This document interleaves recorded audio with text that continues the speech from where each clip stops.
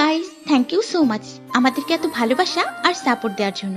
তো বন্ধুরা, আমরা আবার একটি নতুন চ্যানেল খুলেছি, যেখানে তোমাদের ভালো লাগার মতো ভিডিওগুলো আপলোড করা হবে। অবশ্যই চ্যানেলটি সাবস্ক্রাইব করে পাশে থাকা বেল আইকনটি প্রেস করে দিও। ডেসক্রিপশন বক্সে লিংক দেওয়া আছে। ধন্যবাদ সবাইকে, এভাবেই আমাদের সাথে থেকো। পড়ালেখা শেষ করে একটা কোম্পানিতে চাকরির ইন্টারভিউ দিচ্ছি।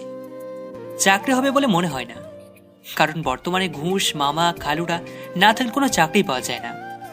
তারপরও আশায় আছি। ইন্টারভিউ দিয়েছে, মেসে এসে শুয়ে আছি, কিছুই ভালো লাগছে না। এমন সময় সবচেয়ে কাছের বন্ধু জয়ের ফোন। ঘুম ঘুম চোখে ফোনটা রিসিভ করলাম। কিরে, কই তুই?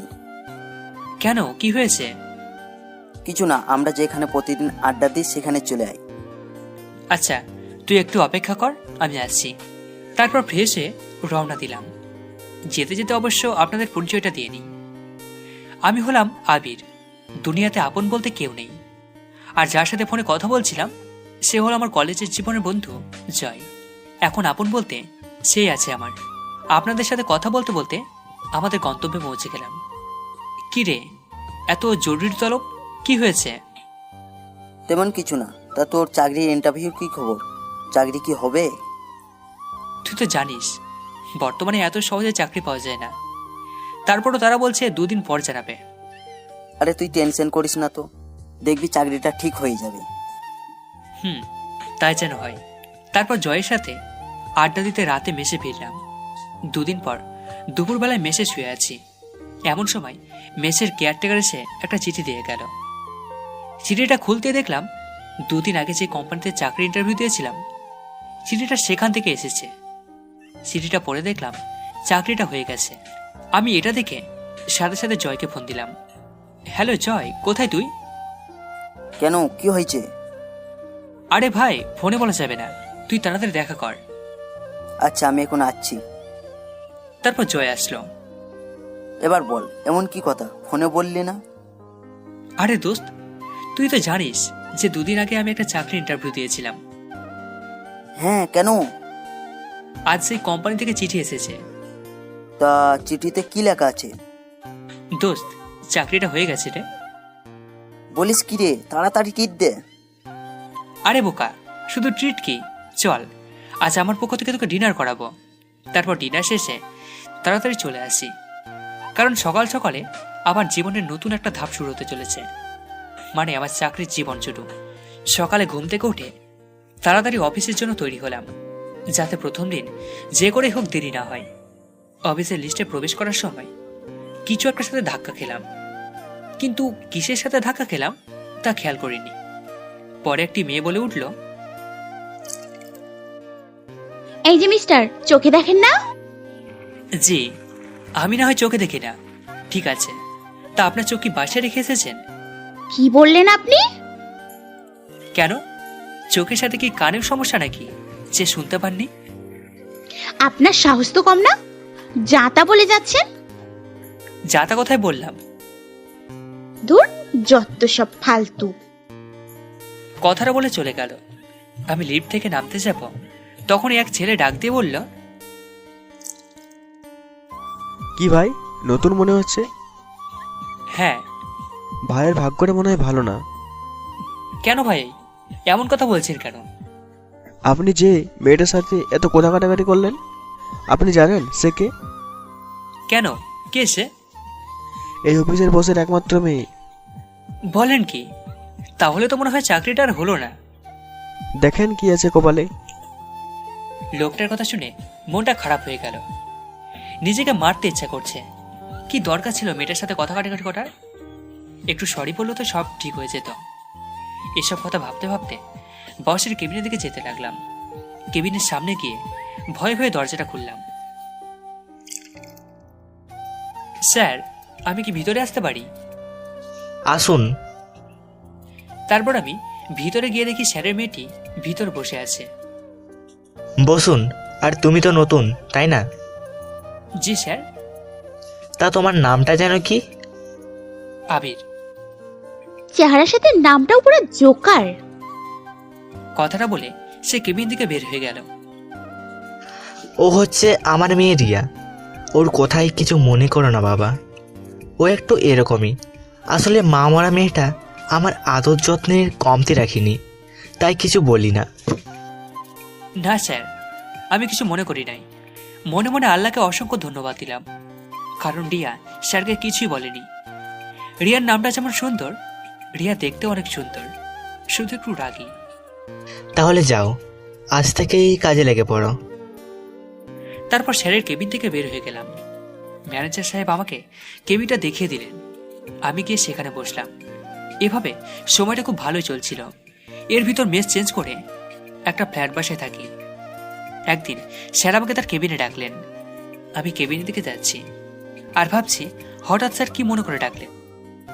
এইসব কথাগুলো ভাবতে ভাবতে স্যারের কেবিনের সামনে চলে আসছি। দরজার সামনে গিয়ে আমি বললাম, স্যার আসতে পারি? আরে আবির, আসো আসো, ভেতরে এসে বসো। ধন্যবাদ স্যার। বসতে বসতে কথাটা বললাম, আমাকে হঠাৎ করে ডাকলেন কেন স্যার? ও হ্যাঁ, এই নাও। আমার দিকে একটা কার্ড এগিয়ে দিয়ে বলল, এটা হচ্ছে আমার একমাত্র মেয়ের বিয়ের কার্ড, তাই অফিসে সবাইকে দাওয়াত দেওয়া হয়েছে, তুমি শুধু বাকি ছিলে। আমি কার্ডটা খুলে পড়তে লাগলাম। বিয়ের বাকি আর মাত্র 2 দিন। পড়া শেষ করে স্যারকে বিদায় জানিয়ে স্যারের কেবিনে চলে এসেছি। তারপর নিজের কেবিনে এসে জয়কে ফোন দিলাম। রিং হচ্ছে, তবু ফোন রিসিভ করার কোনো কথাই নেই। হ্যালো। কি রে, ফোন ধরতে এত দেরি করলি কেন?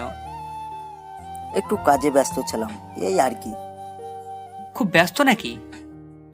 আরে না, বল তুই কেন ফোন দিয়েছিস? আজ বিকেলে একটু দেখা করিস। কেন রে, কিছু হয়েছে নাকি? না রে, তোর সাথে একটু কাজ আছে। আচ্ছা, তাহলে বিকালে দেখা করছি।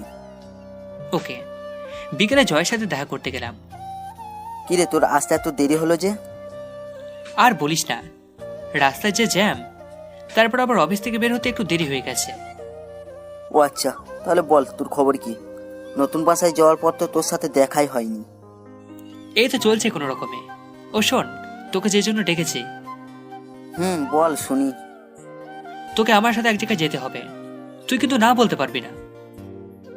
তা না হয় যাব, কিন্তু যাবোটা কোথায়? একটা বিয়েতে। কি, তুই আমাকে জানাসনি তুই বিয়ে করছিস? আরে কি বলিস এসব? তোকে ছাড়া আমি এসব করবো তুই ভাবলি কি করে? তাহলে কার বিয়ের কথা যাওয়ার বলছিস? আরে স্যারের মেয়ের বিয়ে, তাই স্যার অফিসের সবাইকে দাওয়াত করেছে। তা বিয়েটা কবে শুনি? এই তো 2 দিন পর। বুঝলাম। তা বিয়েতে কি উপহার দিবি, কিছু ভেবেছিস? আরে সেই জন্যই তো তোকে ডেকেছি আজ, না হলে তোকে আর বিয়ের দিন বলতাম। আচ্ছা, আমি ভেবে দেখছি কি দেওয়া যায়, আর তুইও ভাব কেমন। আচ্ছা, আজ তাহলে যা যাক। দেখতে দেখতে বিয়ের দিন চলে এলো। আমি আর জয় যথারীতিভাবে একটা ছোট্ট উপহার দিয়ে বিয়ের বাড়িতে উপস্থিত হলাম। বাড়িটা অনেক সুন্দর করে সাজানো হয়েছে, কিন্তু আমরা যখন বাড়ির ভিতর প্রবেশ করলাম তখন অনেকটা অবাক হলাম। আরে ভাই, অবাক নয় কি উপায় আছে? একে তো বিয়ের বাড়ি, তারপর আবার চারপাশে কেমন নীরব হয়ে আছে। কি যে শালা, ভুল করে অন্য বাড়িতে নিয়ে এসে পড়লাম নাকি?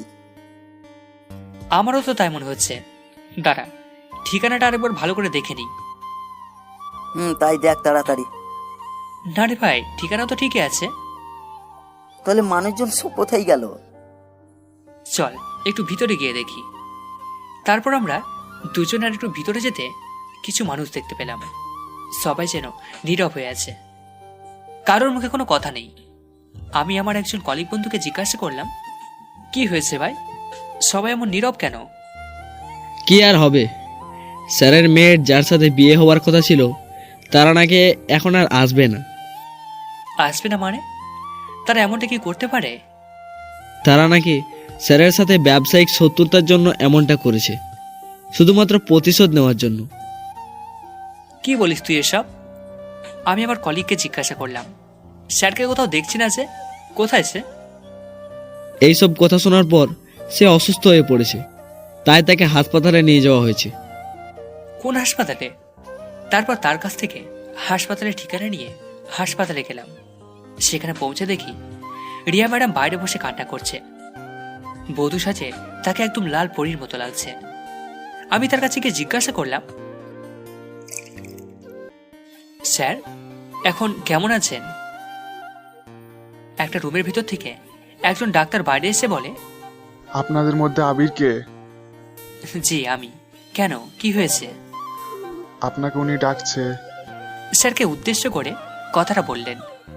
আমি আর কিছু না ভেবে আমি আর জয় দুজনে একসাথে স্যারকে যেখানে রাখা হয়েছে সেখানে গেলাম। স্যার আমাকে দেখে বললেন, বাবা আবির, তোমার সাথে আমার কিছু কথা ছিল। হ্যাঁ স্যার বলুন। আবির, এতক্ষণে তো সব ঘটনাই শুনতে পারছ, তা বাবা তুমি আমার একটা কথা রাখবে? স্যার কি কথা, আপনি আমায় বলুন, আমি অবশ্যই আপনার কথা রাখার চেষ্টা করব। আসলে তোমাকে যে কথাটা কিভাবে বলি ঠিক বুঝে উঠতে পারছি না। কথাটা তুমি কিভাবে নেবে তা আমি জানি না, তবে স্যার আপনি বলুন। আবির, তোমার যদি কোনো সমস্যা না থাকে তুমি তাহলে আমার মেয়েকে বিয়ে করো। অফিসের বস হিসাবে না, একজন বাবা হিসাবে তোমাকে আমি এই কথাটা বলছি। কোনো কথাই বেরোচ্ছে না। আসলে স্যারের কথা শুনে আমি কি উত্তর দেব তা আমি বুঝতে পারছি না। স্যার আমাকে চুপ থাকতে দেখে আবারও বললেন, বাবা এইভাবে চুপ করে থেকো না, তুমি একটু ওকে বোঝাও। জয়কে উদ্দেশ্য করে বললাম। জয় আমাকে একপাশে নিয়ে, দেখ ভাই, তুই তোর স্যারের কথা মেনে নে। সে এত রিকোয়েস্ট করছে, তুই আর না করিস না। আর বিয়েটা তো আজ নয় কাল করতেই হবে, তাই না? তুই তো আমার কোনো কথাই অমান্য করিস না, তাহলে এই কথাটাও রাখ। এক নাগারে কথাগুলো বলে গেল। কিরে, এত কি ভাবছিস? হ্যাঁ বলে দে। আমি তোমাকে হাত জোড় করছি বাবা, তুমি আমাকে ফিরিয়ে দিও না প্লিজ। এ কি করছেন স্যার? আপনি আমার গুরুজন, আপনার কথা আমি রাজি। কিন্তু কিন্তু কি? রিয়া ম্যাডাম কি রাজি হবে? ও তুমি চিন্তা করো না, আমার কথায় ও কখনো অমান্য করবে না। তারপর স্যার রিয়া ম্যাডামকে ভিতরে ডাকলেন। রিয়া ম্যাডাম তার চোখ মুছতে মুছতে ভিতরে আসলেন। তারপর স্যার থেকে বললেন, রিয়া মা, আমার একটা কথা রাখবি? কি কথা বাবা, বলো। তোমার সব কথাই আমি রাখবো। মারে, তুই আবিরকে বিয়ে কর। দেখ মা, আমার মান সম্মান এখন সব তোর ওপর, প্লিজ তুই না করিস না, তুই রাজি হয়ে যা। বাবা তুমি যা ভালো বোঝো তাই করো তাহলে। তোমায় বলেছি না, আমার মেয়ে আমার কথায় কখনো অবাধ্য হবে না। আমাকে উদ্দেশ্য করে মাথা নিচু করে চুপ করে আছি। তাহলে আজই তোমাদের বিয়ে হবে। যা আপনি ভালো মনে করবেন। তুই আবার কোথায় যাবে এখন? বারে, তোর বিয়ে তোর ভাবিকে একটু জানাতে হবে না? এই কথা বলে বাইরে চলে গেল। চলো তাহলে বাসায় যাওয়া যাক। আমাদের দুজনকে উদ্দেশ্য করে, কিন্তু তোমার শরীর তো ভালো নেই। না রে মা, তোর বিয়ে হলে আমার শরীর এমনিতেই ঠিক হয়ে যাবে। তারপর স্যার আর আমরা সবাই মিলে স্যারের বাসার উদ্দেশ্যে গেলাম। আরে বুঝতে পারছেন না কেন যাচ্ছি? আরে ভাই, আজ যে আমাদের বিয়ে। অবশেষে আমাদের বিয়েটা খুব ভালোভাবে হয়ে গেল। এখন আমি বাসর ঘরে বাইরে জয়ের সাথে দাঁড়িয়ে আছি। জয় আমাকে জোর করে বাসর ঘরে ঢুকিয়ে দিল। আমি ঘরে প্রবেশ করে দেখি রিয়া ম্যাডাম বিছানায় বসে আছে। আমি আস্তে করে দরজাটা লাগিয়ে ঘুরে দেখি রিয়া ম্যাডাম আমার সামনে দাঁড়িয়ে আছে। আমি তাকে হঠাৎ তার চোখের সামনে দেখে কিছুটা ঘাবড়ে যায়। আমি ভাবছিলাম সে হয়তো বা আমাকে সালাম করার জন্য ঘাট থেকে নেমে এসছে, কিন্তু আমার ধারণাকে ভুল প্রমাণ করে সে আমাকে যা বলল তা শোনার জন্য আমি একদমই প্রস্তুত ছিলাম না। এই যে, আপনি আমাকে বিয়ে করলেন কেন? চুপ করে আছি, কি বলবো ঠিক বুঝতে পারছি না। কি হলো, চুপ করে আছেন কেন? না মানে আপনার বাবা বলেছে তাই। বাবা বললো আর আপনি রাজি হয়ে গেলেন? কেন, আপনি কি এই বিয়েতে খুশি না? না। তাহলে আপনি বিয়ে করার জন্য হ্যাঁ বললেন কেন? ওটা তো বাবার মান সম্মানের কথা ভেবে রাজি হয়েছি। আপনি কি করে ভাবলেন যে আমাদের অফিসের একজন সাধারণ কর্মচারীকে আমার স্বামী হিসেবে মানতে পারবো? মাথা নিচু করে কথাগুলো শুনছি। আর হ্যাঁ, খবরদার যদি কখনো স্ত্রীর অধিকার দেখাতে আসেন তো বুঝতেই পারছেন। কি হলো, কিছু বলছেন না কেন? আচ্ছা, আপনি যেমনটা ভালো বুঝবেন। এখন ঘুমোতে যান। আচ্ছা, এই বলে খাটের দিকে যাচ্ছি, আবারও রিয়া ডাক দিলেন। এই যে, ওদিকে কোথায় যাচ্ছেন?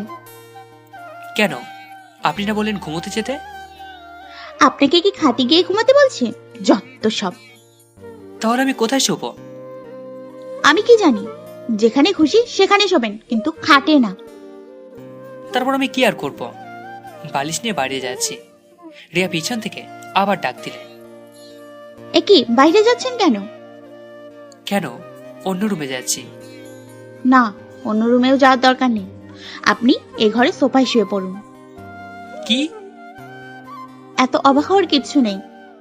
এখন যদি বাইরে যান, এটা যদি অন্য কেউ দেখে তাহলে আমাকেই খারাপ ভাববে। উফ, মেয়ের মাথায় বুদ্ধি আছে বলতে হবে। এই, কিছু বললেন মনে হয় আপনি? না না, কিছু বলি না তো। সত্যি তো? হ্যাঁ সত্যি, আমি কিছুই বলিনি। তারপর আর কি করার, চুপচাপ সোফায় শুয়ে পড়লাম।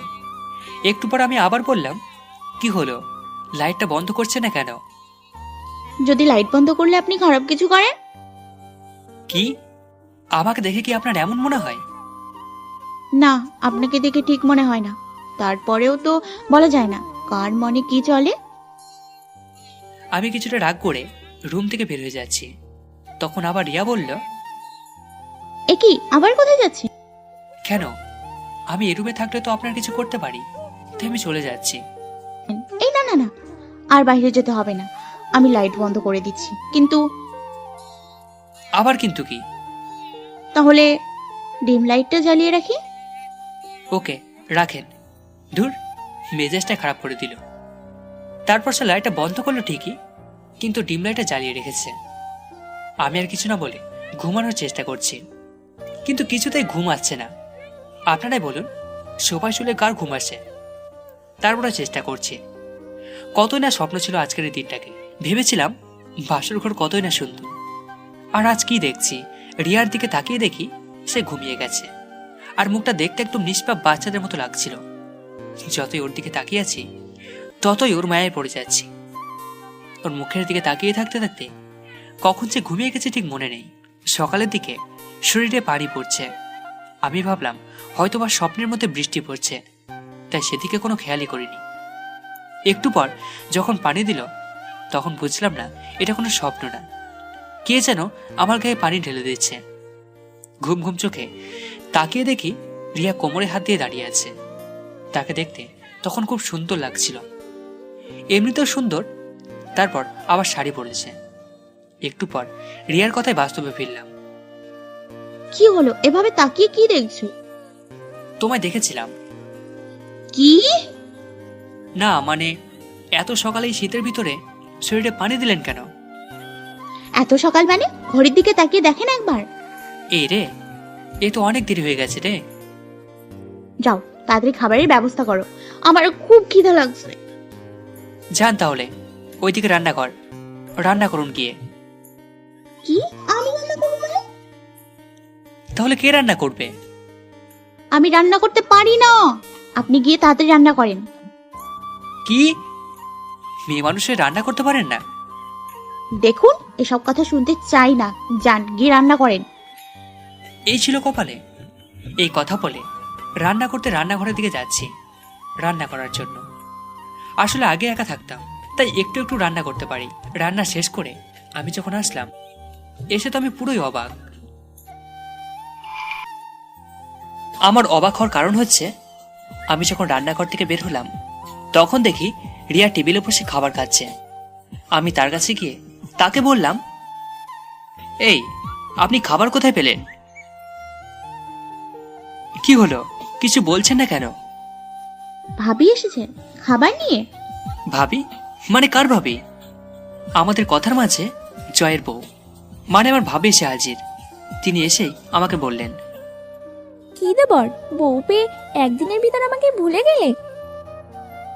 না মানে, পুরো কথাটা বলতে না দিয়ে থাক, আর মানে মানে করতে হবে না। যাও, তুমিও খেতে বসো। আমি আর কিছু না বলে চুপ করে রিয়ার পাশে গিয়ে খেতে বসলাম। ভাবি, আপনি কখন আসলেন? আমি তো এসেছি অনেক আগে। কেন? না কিছু না, এমনি জিজ্ঞাসা করলাম। তারপর আমি রিয়ার দিকে তাকিয়ে দেখি সে মিটমিট করে হাসছে, আর এদিকে আমার রাগ হচ্ছে। এই ভাবি, আসছে তা আপনি একটিবার আমাকে ডাক দিতে পারতেন। রিয়া আমার দিকে কেমন ভাবে যেন তাকালো, কিন্তু কিছুই বলল না। তা দেবর, তুমি রান্না করে কি করছিলে? কি বলবো ভাবি, এত সুন্দর একটা বউ পেয়েছি, তাকে কি করে রান্নাঘরে পাঠায় বলেন, যদি কালো হয়ে যায়? বাবা, একদিনেই এত প্রেম? প্রেমের আর দেখেছো কি, কেবল তো শুরু। আচ্ছা, তোমরা তাহলে খাও, আমি বরং আসি। এই কথা বলে ভাবি চলে গেলেন, আর আমি রিয়ার দিকে তাকিয়ে আছি। কেমন একটা রাগী ভাব নিয়ে আমাদের দিকে তাকিয়ে আছে। এভাবে তাকিয়ে আছো কেন? ওই, আমি আপনার কেমনে বউ হই? কেন, আপনার সাথে না আমার কাল বিয়ে হলো? বিয়েটা একটা অ্যাক্সিডেন্ট। আর হ্যাঁ, আপনি ভাবলেন কি করে যে আমার বাবার অফিসের একজন সামান্য কর্মচারীকে স্বামী হিসেবে মেনে নেব? এটা কখনো সম্ভব না। একটু থেমে আবার বলতে শুরু করলো। আর আমরা কিছুদিন একসাথে থাকবো, তারপর আপনাকে আমি ডিভোর্স দিয়ে দেব, বুঝলেন? কথাগুলো বলে সে রুমে চলে গেল, আর আমি বসে বসে ভাবছি, এই ছিল আমার জীবনে। যখন একা ছিলাম তখন তো খুব ভালোই ছিলাম। কথাগুলো ভাবতে ভাবতে নিজের অজান্তে কখন যে চোখ দিয়ে পানি চলে আসছে তা আমি বুঝতে পারিনি। সারাদিন আর রিয়ার সামনে যায় না। রাতে তার কাছে গিয়ে বললাম, সারাদিন তো কিছুই খেলেন না, আসুন এখন কিছু খেয়ে নিই। কে বলেছে আমি সারাদিন না খেয়ে আছি? আর আপনার খাওয়া আপনি খেয়ে নিন। আর আপনি? আমি বাইরে থেকে খাবার অর্ডার করেছি। আর কিছু না বলে রুম থেকে বের হয়ে আসবো, তখন পিছন থেকে রিয়ার ডাক দিল।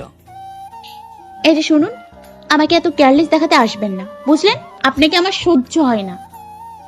আমি তার কথা শুনে বাইরে চলে গেলাম। কি করব, কিছুই ভালো লাগছে না। একটু রাত করে বাসায় ফিরলাম। দরজার কাছে এসে 2 থেকে 3 বার কলিং বেল বাজাতেই রিয়া এসে দরজা খুলল আর বলল, কি ব্যাপার, এত রাত পর্যন্ত কোথায় ছিলেন? একটু কাজ ছিল।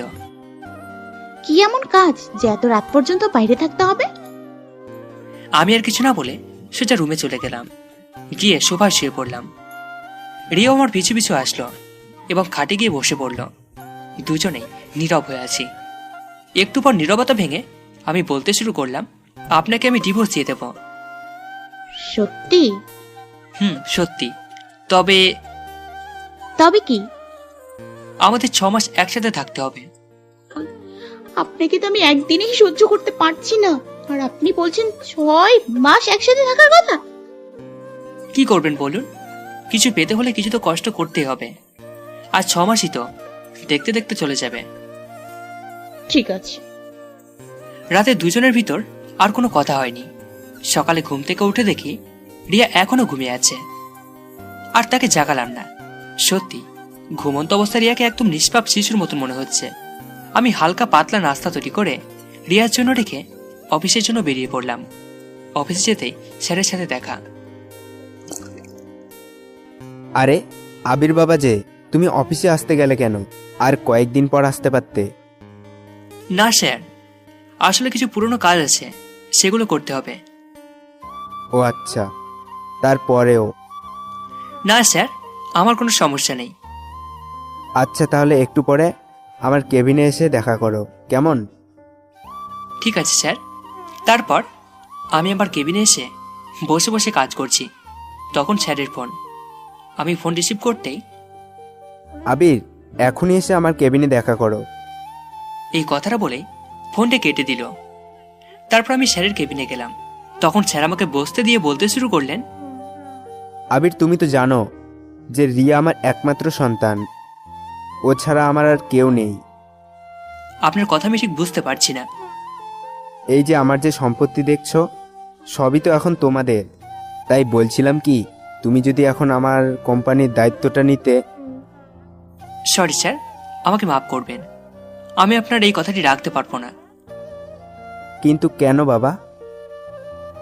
আমি আপনার মেয়ের স্বামী বলে আপনি আমাকে কোম্পানির দায়িত্ব দিতে চাচ্ছেন, কিন্তু আমি এটা চাই না। আমি বিয়ের আগে যেমন আপনার অফিসের কর্মচারী ছিলাম, আমি চাই এখনো কর্মচারী হিসেবে থাকতে। কি বলবো তোমায়, তোমার প্রতি আমি এমনিতেই কৃতজ্ঞ। তারপরেও আজ তোমার কথা শুনে গর্বে আমার বুকটা ভরে গেছে বাবা। কথাগুলো কেঁদে কেঁদে বললেন। এ কি স্যার, আপনি কাঁদছেন কেন?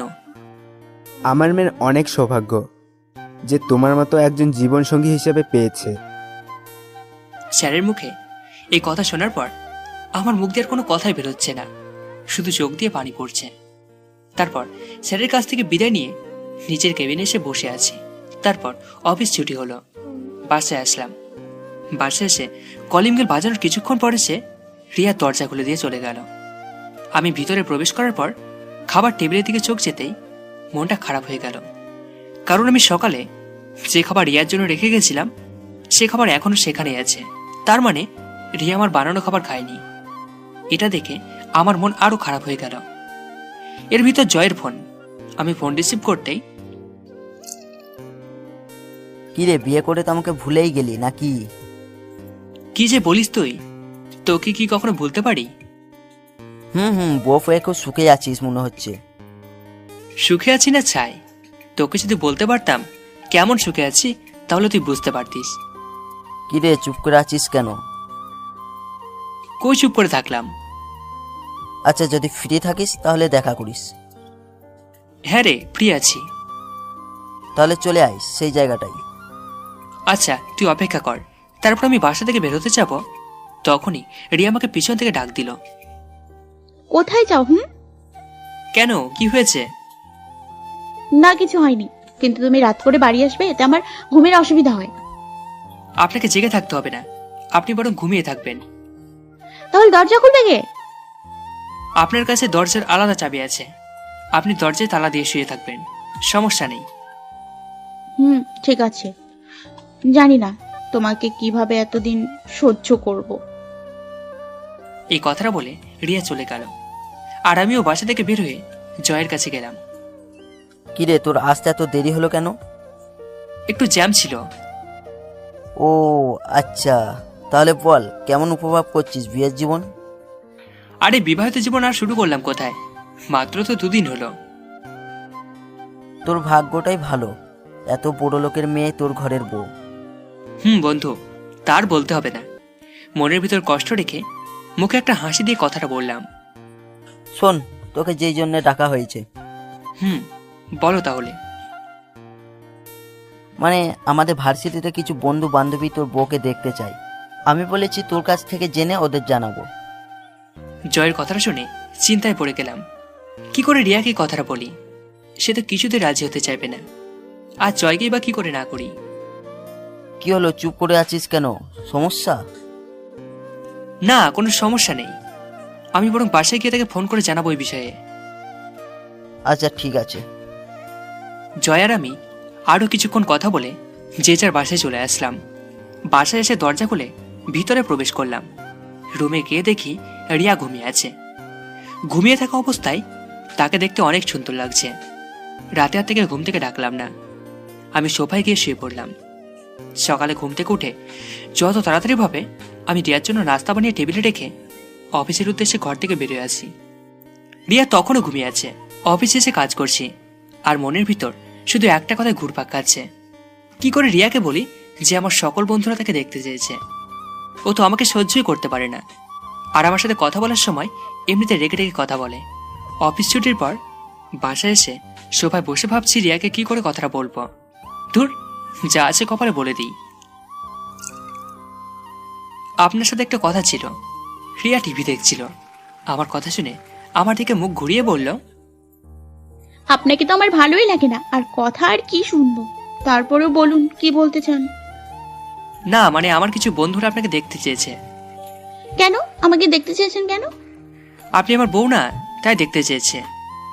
হ্যাঁ, ওই আমি আপনার বউ হই? হ্যাঁ, আপনাকে বলেছি আমি আপনাকে স্বামী হিসেবে মানি না, তাহলে আমি আপনার বউ হই কি করে? যত দ্রুত সম্ভব আমাকে ডিভোর্স দিয়ে দেবেন, বুঝলেন? আমি আর কিছু বললাম না। রিয়ার কথাগুলো শুনে নিজের অজান্তে চোখ দিয়ে এক ফোঁটা পানি চলে এলো। আমি রিয়ার সামনে থেকে চলে এলাম। বারান্দায় দাঁড়িয়ে আকাশের দিকে তাকিয়ে ভাবছি, কি পাপ করেছিলাম যে যার জন্য আমাকে এত কষ্ট পেতে হচ্ছে। সকালে একটু তাড়াতাড়ি করে অফিসে চলে গেলাম। অফিসে কাজের ফাঁকে পকেটে হাত দিয়ে দেখি মোবাইলটা নেই। মনে হয় সকালে তাড়াতাড়ি বাসা থেকে বের হওয়ার সময় মোবাইলটা ভুল করে বাসায় রেখে এসেছি। এর মধ্যে স্যারের কেবিন থেকে ডাক আসলো, তাই স্যারের কাছে গেলাম। কেবিনে প্রবেশ করে দেখি একটি মেয়ে বসে আছে। এর ভিতরে স্যার আমাকে যেতে বললেন। আবির, এনার সাথে পরিচিত হও।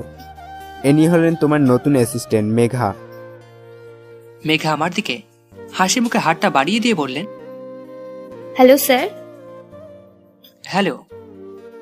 আবির, তুমি তাহলে মেঘাকে তার কাজ বুঝিয়ে দাও, কেমন? ঠিক আছে স্যার। তাহলে মিস মেঘা, তুমি আবিরের সাথে যাও, সে তোমাকে তোমার কাজ বুঝিয়ে দেবে। Okay sir. তারপর আমি স্যারের কাছ থেকে বিদায় নিয়ে আমার কেবিনে চলে আসলাম। আর আমার পিছন পিছন মেঘাও আসলো। তারপর মেঘা আমাকে বলল, স্যার বলুন আমাকে কি করতে হবে? আপনার প্রথম কাজ হলো আমাকে স্যার বলা বাদ দিতে হবে। তাহলে আপনাকে কি বলে ডাকবো? আপনি আমাকে প্রয়োজন হলে নাম ধরে ডাকবেন, তবুও স্যার বলবেন না। আমার ভালো লাগে না। ডাকতে পারি, কিন্তু একটা শর্তে। কি শর্ত? আপনিও আমাকে আমার নাম ধরে ডাকবেন, আর আমাকে আপনি করে বলতে পারবেন না। আচ্ছা ঠিক আছে, এখন কাজের কথায় আসা যাক। ঠিক আছে। ওই যে কেবিনটা দেখেছেন, ওটা এখন থেকে আপনার কেবিন। বাহ, ভালো তো, আপনার পাশে থাকা যাবে। কি বললেন? না কিছু না। তাহলে এখন আপনি আপনার কাজে যান। আবার আপনি করে বলছেন? আচ্ছা সরি, কেমন? যাও, তুমি তোমার কাজে যাও। এবার হয়েছে? হ্যাঁ। তারপর আমি আমার কাজ করতে লাগলাম। অফিস ছুটি হলে আমি রিক্সার জন্য বাইরে দাঁড়িয়ে আছি। তখনই মেঘা আসলো, আর এসেই তো। তারপর আমি আমার কাজ করতে লাগলাম। অফিস ছুটি হলে আমি রিক্সার জন্য বাইরে দাঁড়িয়ে আছি। তখনই মেঘা আসলো। কি ব্যাপার, তুমি এখন এখানে দাঁড়িয়ে আছো কেন? রিক্সার জন্য দাঁড়িয়ে আছি। ও আচ্ছা, তা তোমার বাসা কোথায়? কেন? না মানে যদি কিছু মনে না করো, আমি তোমাকে বাসায় পৌঁছে দিয়ে আসতে পারি। আরে তুমি যাও, আমি ঠিক রিক্সা পেয়ে যাব। আরে আসো তো। অনেকটা জোর করে আমাকে তার সাথে রিক্সায় তুলে নিল। আমিও রিক্সায় উঠে তার থেকে একটু দূরে বসার চেষ্টা করছি, যেন তার শরীরের সাথে টাচ না লাগে। আমার এই কাজ থেকে মেঘা বলল, আপনার কি কোনো সমস্যা হচ্ছে? কই না তো। তাহলে এত দূরে সরে বসে আছেন কেন? না ঠিক আছে, আমার কোনো সমস্যা হচ্ছে না। কিন্তু আমার সমস্যা হচ্ছে। কি সমস্যা? তুমি যেভাবে বসে আছো, যদি একটা জাকি লাগে তুমি তো পড়ে যাবে। তখন তো রাস্তার লোক ভাববে আমি তোমাকে ধাক্কা দিয়ে ফেলে দিয়েছি। চুপ করে কথাগুলো শুনছি। কি হলো, আমার দিকে এগিয়ে আসুন। তারপর আর কি করার, বাধ্য হয়ে তার দিকে এগিয়ে বসা লাগলো। এই মামা, রিক্সা থামাও। কেন রিস্কা থামাতে বলছো? কারণ আমার বাসার কাছে চলে এসেছি। ও আচ্ছা, তাহলে বাই, কাল আবার দেখা হবে। এই কথা বলে মেঘা চলে গেল, আর আমি বাসার দিকে যাচ্ছি। বাসার ভিতর গিয়ে আমি যা দেখলাম তা দেখে তো আমি পুরোই অবাক। আপনারা হয়তো ভাবছেন আমি অবাক হলাম কেন, তাহলে শুনুন। আপনাদের বলি, আমি বাসার ভিতর প্রবেশ করতে দেখি আমার সকল বন্ধুরা আমার বাসায় এসেছে। এর মধ্যে জয় এসে বলে, কিরে, কেমন সাসপিরাস দিলাম? তোরা কখন আসলি? আমি এসেছি তো অনেক আগেই। আমি মনে মনে ভাবছি, না জানি রিয়া কি করে। ও তো মনে হয় অনেক রেগে আছে। এখন ওদের সামনে ওকে ম্যানেজ করি কিভাবে? আরে সকালে যখন তোকে ফোন দিলাম তখন তোর ফোনটা রিসিভই করলি না। তারপর এটুকু বলে থেকে যায়, আর আমি বাকি কথাটুকুর জন্য আগ্রহ নিয়ে জিজ্ঞাসা করলাম, তারপর কি বল, থামলি কেন? তারপর ভাবিকে সবকিছু খুলে বললাম। যে আমার বন্ধুরা আপনাকে দেখতে চায়, আর ভাবিও বললো চলে আসতে, তাই সবাইকে নিয়ে চলে আসলাম। জয়ের কথাগুলো শুনে আমি আমার কানকে বিশ্বাস করতে পারছি না যে রিয়া ওকে এই কথাগুলো বলেছে। একটু পর দেখলাম নাস্তা হাতে নিয়ে রিয়া আর ভাবে আসছে। রিয়াকে দেখে তো আমি যেন অবাক, কারণ রিয়া শাড়ি পরেছে, এতে তাকে আরো সুন্দর দেখা যাচ্ছে। আমি রিয়ার দিকে তাকিয়ে আছি, এমন সময় রিয়ার চোখে চোখ পড়তেই আমার দিকে রাগীভাবে তাকালো, আর আমি তখন মাথা নিচু করে নিলাম। বন্ধুরা সবাই চলে যাবার পর আমি রিয়ার কাছে গিয়ে যে ওকে বললাম, রিয়া তোমাকে অসংখ্য ধন্যবাদ। হয়েছে, আর ধন্যবাদ দিতে হবে না। আমি সব বুঝতে পারছি, এগুলো সবকিছু আপনার প্ল্যান। আমার প্ল্যান মানে? কি মনে করো তুমি আমি কিছু বুঝি না? বাইরে আমি আবার কি করলাম? তুমিই তো আজ ইচ্ছে করে মোবাইলটা বাসায় রেখে গেছো, যাতে তোমার বন্ধু আমাকে ফোন দিয়ে এসব বলে, আর আমি রাজি হয়ে যাই। তুমি ভালো করেই জানতে আমি তাকে এই না বলতে পারবো না। বিশ্বাস করো, এসব আমি কিছু জানি না, আর আমি সত্যি বলছি, মোবাইলটা আমি ভুল করে রেখে গিয়েছিলাম। হয়েছে, আমার সামনে আর ভালো সাজা লাগবে না, যত সব। কথাটা বলে রুম থেকে চলে গেল। এভাবে দিন কাটছিল, এতে দিন যাচ্ছে, এতদিন হয়ে গেছে, কিন্তু এখনো আমার প্রতি তার কোনো ভালোবাসা বা ভালো ব্যবহার করা নাই। কিন্তু আমি আস্তে আস্তে রিয়াকে ভালোবেসে ফেলেছি। একদিন শুক্রবারে অফিস বন্ধ, তাই সকালে শুয়ে আছি। একটু পর বুঝতে পারলাম কে যেন আমাকে ডাকছে। আমি চোখ খুলে দেখি রিয়া আমাকে ডাকছে। আমি এটা দেখে আমার চোখ বন্ধ করে নিলাম। আমার কাছে মনে হচ্ছে আমি স্বপ্ন দেখছি, কারণ রিয়া আমার সাথে ঠিক মতো কথাই বলে না। আজ এত ভালোবেসে রাখছে, এই সব কথা চোখ বন্ধ করে ভাবছি। কিন্তু একটু পর আমার শরীরে পানি ঢেলে দিল, আর আমি সাথে সাথে লাফ দিয়ে উঠলাম। আমার এভাবে লাফ দিয়ে ওঠা দেখে রিয়া হেসে দিল। আমি অপলক দৃষ্টিতে তার হাসি মাখা মুখটার দিকে তাকিয়ে আছি। এই যে মিস্টার, শুক্রবার বলে ঘুমিয়ে থাকলে চলবে? যাও এখনই ফ্রেশ হয়ে আসো, আমি নাস্তা তৈরি করছি। ওর কথাগুলো যেন আমার বিশ্বাসই হচ্ছে না। কি হলো, এভাবে তাকিয়ে কি দেখছো? মনে হয় আমাকে আজই প্রথম দেখছো। উফ, যাও তো, খুব ক্ষুধা লেগেছে, তাড়াতাড়ি ফ্রেশ হয়ে আসো। আমার দিকে তোয়ালটা এগিয়ে দিয়ে কথাটা বলে সে রান্নাঘর দিকে চলে গেল। আমি ভাবছি আজ রিয়ার আবার কি হলো, নাকি কোনো স্বপ্ন দেখছি? না, এটা তো কোনো স্বপ্ন না, যা ঘটছে সবই তো আমার সাথে ঘটছে। আমার তো বিশ্বাসই হচ্ছে না। তারপর আমি ফ্রেশ হয়ে বাইরে আসতে দেখি রিয়ার বাবা মানে আমার সাথে সোফায় বসে আছে। এবার আমি সবকিছু বুঝতে পারছি কেন রিয়া আমার সাথে আজ কেন এত ভালো ব্যবহার করছে। তারপর সবাই বসে বসে একসাথে নাস্তা করছি। এমন সময় স্যার বললেন, তা বাবা আবির, তুমি সোফায় শুয়েছিলে কেন? কি বলবো স্যার, আপনি যদি সত্যিটা শুনেন তাহলে বুঝতেন আমি কেন সোফায় শুয়েছিলাম। কি হলো বাবা, চুপ করে আছো কেন? আমার চুপ করে থাকতে দেখে রিয়া বলল, বাবা ও কি বলবে, আমি বলছি কেন ও সোফায় শুয়েছিল। না জানি এখন আবার কোন সত্যিটা বলবে কে জানে। বাবা জানো, তোমার জামাই খুব খারাপ। কেন রে মা, আবির আবার কি করলো? কি করেনি তাই বলো। আমি কাল রাতে বললাম আমাকে যেন আজ ঘুরতে নিয়ে যায়, কিন্তু ও কিছুতেই রাজি হলো না।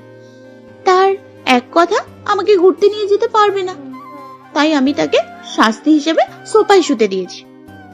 হাই হাই, মায়া কি কয়, এ তো দেখি মিথ্যা বলায় পটু। আমি অবাক দৃষ্টিতে রিয়ার দিকে তাকিয়ে আছি। না আবির, তুমি কিন্তু কাজটা একদম ঠিক করোনি। না স্যার, আসলে আমাকে থামিয়ে দিয়ে। না, আমি আর কিছু শুনতে চাই না। আমি চাই তোমরা দুজন এক জায়গায় থেকে ঘুরে আসো। ঠিক আছে। কি এখন রাজি হলে কেন? আমার দিকে তাকিয়ে একটা মুচকে হাসি দিয়ে কথাটা বলল, তাহলে তোমরা বরং আমার গাড়িটা নিয়েই যাও, কেমন? সরি স্যার, মাফ করবেন, আমি আপনার গাড়ি নিয়ে ঘুরতে যেতে পারবো না। কেন গাড়ি নিতে পারবে না? কারণ আমি চাই না যে আমার স্ত্রীকে তার বাবার টাকায় ঘোরাতে। আমার নিজের যতটুকু সামর্থ্য আছে তাই দিয়ে আমি তার সবকিছু ইচ্ছা পূরণ করব।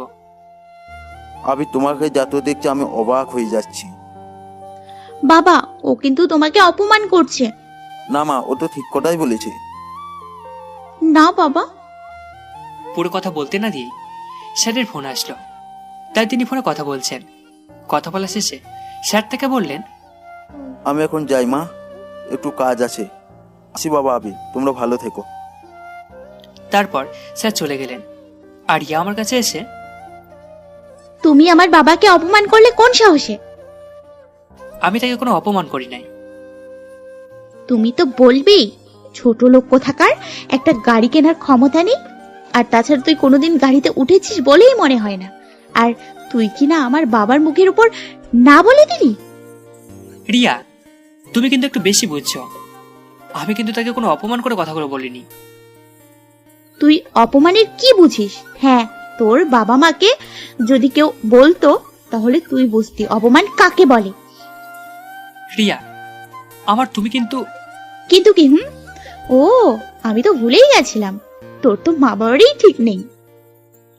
রিয়া! জোরে চিৎকার করে উঠে রিয়াকে চড় মারলাম। কি করব, রাগটাকে আর কন্ট্রোল করতে পারলাম না। দেখলাম রিয়ার কোনো কথাই বলছে না, তার চোখ দিয়ে পানি পড়ছে, এবং আর কিছু না বলে সেটা রুমে গিয়ে দরজা লাগিয়ে দিয়েছে। তারপর আমিও তাকে কিছু না বলে বাইরে চলে গেলাম। তারপর ভাবতে লাগলাম, যখন মাথা একটু ঠান্ডা হলো তখন ভাবতে লাগলাম রিয়া আবার খারাপ কিছু করে না বসে। তাই আমি তাড়াতাড়ি করে বাসায় গেলাম।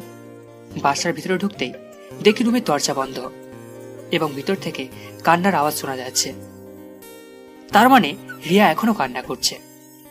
আমি দরজায় শব্দ করলাম, সাথে সাথে কান্নার আওয়াজে থেমে গেল, কিন্তু দরজা খুলল না।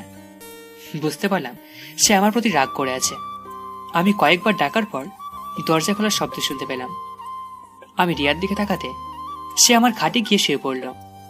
তারপর আমি তার কাছে গিয়ে বললাম, আই এম সরি। আসলে তখন ওভাবে তোমার গায়ে হাত তোলা আমার উচিত হয়নি। সো প্লিজ তুমি আমাকে মাফ করে দাও, প্লিজ। তুমি কেন মাপ চাচ্ছ? মাপ তো আমার চাওয়া উচিত। আসলে ভুলটা তো আমারই ছিল। তুমি বরং আমাকে মাফ করে দাও। প্লিজ তুমি মাপ চেও না। তারপরেও তুমি আমাকে মাফ করে দাও প্লিজ। আচ্ছা, মাফ করে দিলাম। কিন্তু ম্যাম, আপনি কি ম্যাম মাফ করেছেন?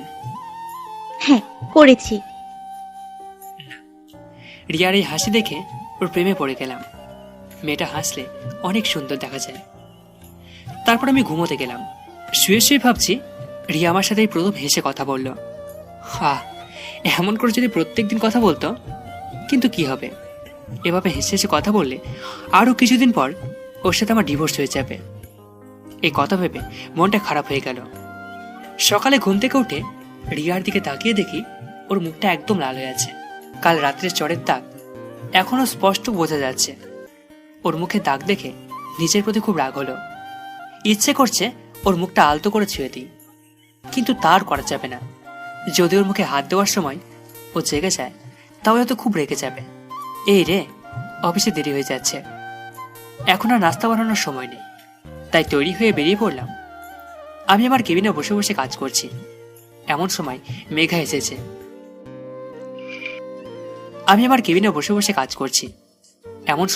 মেঘা এসেছে। আসতে পারি? আরে, তোমার আসার জন্য আমার পারমিশন লাগে নাকি?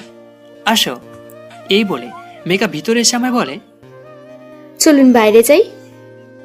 এখন বাইরে? হ্যাঁ। না, আপনি যান, আমার কাজ আছে। তাহলে চলুন অফিসের ক্যান্টিন থেকে ঘুরে আসি। তা যাও যায়। আমারও তো সকালে তাড়াতাড়ি কারণে নাস্তা করা হয় না। আমি জানি তো। তুমি কি করে জানো? আপনার মুখ দেখে বোঝা যাচ্ছে। ও তাই নাকি? এত কথা না বলে চলো তো। তারপর আমি আর মেঘা দুজনে নাস্তা করতে চলে গেলাম। নাস্তা করার এক পর্যায়ে মেঘা বলল, আচ্ছা আবির, আমি দেখতে কেমন? আমি চুপ করে আছি। কি হলো, বলছো না যে? কি বলবো? উফ, যা জানতে চাইছি তাই বলো। সত্যি কথা বলতে তুমি দেখতে খুবই সুন্দর। সত্যি? আরে হ্যাঁ। নাস্তা শেষ করে আমি আবার কাজ করছি। অফিস ছুটি হওয়ার পর আমি সোজা আমার বাসায় চলে এসেছি। কলিং বেল দিতেই বরাবরের মতোই রিয়া এসে দরজা খুলে দিয়ে চলে গেল। তারপর আমি ফ্রেশ হয়ে বাইরে বের হতেই রিয়া আমার দিকে অগ্নিদৃষ্টিতে তাকিয়ে আছে। আর তার এইভাবে তাকিয়ে থাকা দেখে আমি মনে মনে ভাবতে লাগলাম, আমি তো আজ এমন কোনো কাজ করি নাই যে রিয়া আমার প্রতি ওভাবে রেগে থাকবে। তারপর আমিও ভয়ে ভয়ে জিজ্ঞাসা করলাম, ওভাবে আমার দিকে তাকিয়ে আছো কেন? কেন তাকিয়ে আছি তুমি বুঝতে পারছো না? না। বাসায় যে তুমি ছাড়া অন্য একজন মানুষ থাকে তুমি জানো না? অন্য কে থাকে আবার? কি অন্য কেউ থাকে না? তাহলে আমি কে? বারে, তুমি অন্য একজন হবে কেন? এটা তো তোমারও বাসা, তাই না? তুমি তো আমাকে অন্য একজন মনে করো, আমি যে এ বাসাতে থাকি সেটাও ভুলে গেছো তুমি। কি বলছো এসব তুমি? ঠিকই তো বলছি। তাহলে তুমি আমার জন্য সকালের নাস্তা দিয়ে যাওনি কেন? তুমি জানো না আমি রান্না করতে পারি না? তুমি তো বাইরে থেকে খাবার নিয়ে আসো, তাই আমি আমাকে বলতে না দিয়ে।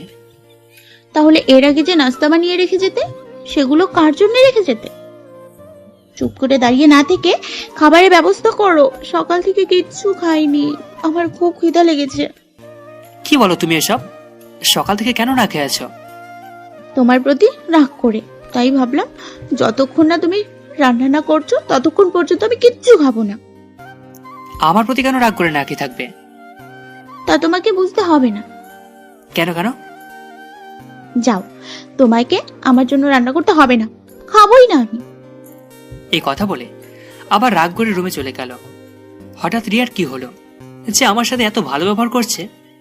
মনে হয় ও ভেবেছে আর মাত্র কটা দিন ও আমার সাথে থাকবে, তাই হয়তো আমার প্রতি দয়া দেখাচ্ছে। না, এসব আমি কি ভাবছি আবল তাবল। যাই, এখন রান্নাঘরে গিয়ে রিয়ার ফেভারিট কিছু রান্না করে নিয়ে আসি। এই যা, আমি তো রিয়ার কি পছন্দ করে তাই তো জানি না। এখন কি করি? অনেক ভাবার পর একটা বুদ্ধি মাথায় এলো, দেখি কাজে লাগিয়ে দিলাম ফোন স্যারকে, মানে রিয়ার বাবাকে। আরে আবির বাবা যে, কেমন আছো? জি স্যার, ভালো আছি। আপনি কেমন আছেন? আমিও ভালো আছি। আর শোনো, কথায় কথায় এত স্যার করো কেন? আমি তোমার অফিসের বস, কিন্তু এখন তো তুমি অফিসে নেই যে স্যার বলবে, তাই এখন থেকে বাবা বলে ডাকবে, কেমন? Okay sir. আবার স্যার? সরি বাবা। এবার ঠিক আছে। তা জামাই, কি করতে রাতে ফোন দিলে? না মানে আপনার। কেন? তুমি আমার মেয়ের জন্য রান্না করবে নাকি? এই তো, এই আর কি। আচ্ছা বলছি, শোনো। তারপর স্যারের কাছ থেকে রিয়ার প্রিয় খাবারের নামগুলো শুনে রান্না করতে লাগলাম। জানি না কতটুকু ভালো হবে। রান্না শেষ করে টেবিলে সবকিছু সাজিয়ে রেখে রিয়াকে ডাকতে গেলাম। রিয়া, করে তাড়াতাড়ি খেতে এসো। আমি খাবো না। প্লিজ রাগ করো না, এসো খাবার খেয়ে নাও। বললাম না খাবো না। আর তুমি এখান থেকে যাও তো, বিরক্ত করো না। আচ্ছা ঠিক আছে, তোমাকে আর বিরক্ত করব না। এই কথা বলে যে অন্যদিকে ঘুরবো, তখনই দরজা খুলে রিয়া চলে আসলো। তারপর আমার সাথে কোনো কথা না বলে সোজা খাবার টেবিলে গিয়ে বসে পড়লো। আর আমি তাকে খাবার বেড়ে দিয়ে বললাম, এই নাও তোমার প্রিয় খাবার। ওয়াও, এটা যে আমার প্রিয় তুমি জানলে কি করে? সেটা জেনে তুমি কি করবে? তুমি বরং খেয়ে দেখো কেমন হয়েছে। তারপর রিয়া খাবার মুখে দিয়ে আমার দিকে রাগীভাবে তাকালো। এটা দেখে আমি বুঝতে পারলাম খাবার বেশি ভালো হয়নি। এই খাবার তুমি বানিয়েছো? হ্যাঁ। সত্যি বলছো তো? জানি আমি খুব একটা ভালো হয়নি। এই কথা বলে মাথা নিচু করে আছি। তখনই রিয়া জোরে হেসে দিয়ে বলল, আরে বোকা, কে বলেছে খাবারটা অনেক অনেক ভালো হয়েছে? মনে হচ্ছে পুরো রেস্টুরেন্ট থেকে আনা। সত্যি বলছো? একদম সত্যি বলছি, তুমি নিজেই খেয়ে দেখো। এই নাও। না তুমি খাও, তারপর আমি খাবো। না তা হবে না, আমরা একসাথে খাবো। তারপর আর কি করার, একসাথে খাওয়া শেষ করে ঘুমোতে গেলাম। ঘুম থেকে উঠে রিয়ার দিকে তাকিয়ে আছি। কেন জানি না আজ ওর দিকে তাকিয়ে থাকতে আমার খুব ভালো লাগছে। তারপর অফিসে চলে আসলাম। আজ একটু কাজ কম, তাই বিকেলে ছুটি দিয়ে দিল। অফিস থেকে বের হতেই মেঘা এসে বলল, আজ তো তাড়াতাড়ি ছুটি হয়ে গেল, চলুন কোথাও বসে চা বা কফি খাওয়া যাক। এই বিকেলে মন্দ হয় না। তারপর আমি আর মেঘা একটা কফি শপে আসলাম। কফি শপের ভিতরে গিয়ে বসতেই দেখি আবার সামনে টেবিলে রিয়া আর কিছু মেয়ে, মনে হয় রিয়ার বন্ধু হবে। তারপর মেঘা বলল, তোমার জন্য কি অর্ডার করব? যেটা তোমার ভালো লাগে সেটাই অর্ডার করো। আমি আর চোখে রিয়ার দিকে তাকিয়ে দেখি রিয়া বারবার আমার দিকে তাকাচ্ছে এবং আমার সাথে মেয়েটা কে তা দেখার বারবার চেষ্টা করছে, কিন্তু পারছে না, কারণ মেঘা মুখোমুখি হয়ে বসেছিল। একটু কফি খেয়ে চলে আসলো। আমি আর মেঘা কফি খাচ্ছি আর গল্প করছি। আমি এমনভাবে আছি যে আমি রিয়াকে দেখি নাই। আমি একেবারে রিয়ার দিকে তাকিয়ে আছি। সে পুরো রায়কে গজগজ করছে। আমাদের কফি খাওয়া শেষ হলে আমরা চলে যাওয়ার জন্য বাইরে এলাম। আমি বুঝতে পারছি আমার পেছন থেকে রিয়া আসছে। আমি সেটা দেখে মেঘাকে বললাম, মেঘা চলো ওই দিকটায় যাই, ওখানে একটা সুন্দর পার্ক আছে। চলো তাহলে। তারপর দুজন একটা রিক্সায় চড়ে রিক্সার সামনে চলে গেলাম। ঘোরা শেষ হলে রাতে বাসায় ফিরলাম। বাসায় এসে দেখি দরজাটা আগে থেকে খোলা, তাই আমি ভিতরে প্রবেশ করে একটু পরে আমার কাছে এসে বলল, কোথায় ছিলে এত সময়? কোথায় থাকবো, আবার অফিসে ছিলাম। তোমার অফিস তো অনেক আগেই ছুটি হয়েছে, এত সময় কোথায় ছিলে? বন্ধুদের সাথে ছিলাম। ও আচ্ছা, তা মেয়েটাকে শুনি। কোন মেয়ে? ওই যে যার সাথে কফি শপে এত হাসাহাসি করে কথা বলেছো। তুমি জানলে কিভাবে যে আমি কার সাথে বসেছিলাম? তা আমি দেখেছি তোমাদের দুজনকেই। তাই নাকি? এখন বলো মেয়েটাকে। আমার ফ্রেন্ড বলতে পারো। তোমার ফ্রেন্ড হলে সেদিন আসলো না যে? এই তো কিছুদিন হলো ওর সাথে পরিচয়টা। ছি, তোমার লজ্জা করে না? ঘরে বউ থাকতে তুমি। পুরো কথাটা বলতে না দিয়ে, ওয়েট, বউ মানে কি তোমার কথা বলছো? তার কার কথা বলবো শুনি? তোমার সাথে তো আর কয়েকদিন পর ডিভোর্স হয়ে যাবে, আর তাছাড়া তুমি তো আমাকে দু চোখে দেখতে পারো না। দেখলাম রিয়া আমার কথাগুলো শুনে কিছুটা চুপ হয়ে গেল। তারপর আবার বলল, ডিভোর্স তো এখনো হয়নি, যতদিন না হয় ততদিন তো আমিই তোমার বউ। কথা বলার সময় দেখলাম ওর চোখের কোণে পানি। তবে কি রিয়া আমাকে ভালোবাসতে শুরু করেছে? কথাটা ভেবেই নিচের অজান্তে মুখ দিয়ে হাসি ফুটে উঠল। পরের দিন দুপুরে অফিসে বসে কাজ করছি, এই ব্যাপারে মেঘার সাথে কথা বলছি। এমন সময় দেখি রিয়া আসলো। এ ভিতরে এসে মেঘাকে দেখে আমার দিকে রাগীভাবে তাকিয়ে আছে। তারপর আমি মেঘাকে বললাম, তুমি এখন যাও, আমি তোমাকে পরে ডেকে নেব। মেঘা চলে যাওয়ার পর আমি রিয়াকে বললাম, তুমি হঠাৎ এখানে? কেন আসতে পারি না? না, তা পারবে কেন? এটা তো তোমারই অফিস। আমি না আসলেই হয়তো বা ভালো হতো। কেন? এই যে তোমাদের কথা বলে সমস্যা করলাম। তা অবশ্য ঠিক। কি বললে তুমি? কই কিছু না তো। না, তুমি কিছু একটা তো বলেছো। আরে না, কিছু বলি নাই। আমি দেখলাম রিয়ার হাতে টিফিন বাটি, তাই আমি তাকে বললাম, হাতে কি, ওটা আমার জন্য আনছো? এনেছিলাম একজনের জন্য, কিন্তু সে তো খুব ভালোই আছে। টিফিন বাটি খুলেই তো আমি অবাক। আমি দেখলাম রিয়ার হাতে টিফিন বাটি, তাই আমি তাকে বললাম, হাতে কি ওটা আমার জন্য আনছো? এনেছিলাম একজনের জন্য, কিন্তু সে তো খুব ভালোই আছে। কথাটা বলে রিয়া চলে গেল। আমি পিছন থেকে এত ডাকার পরে শুনল না, সে চলে গেল। তারপর আমি কেবিনে বসে আছি।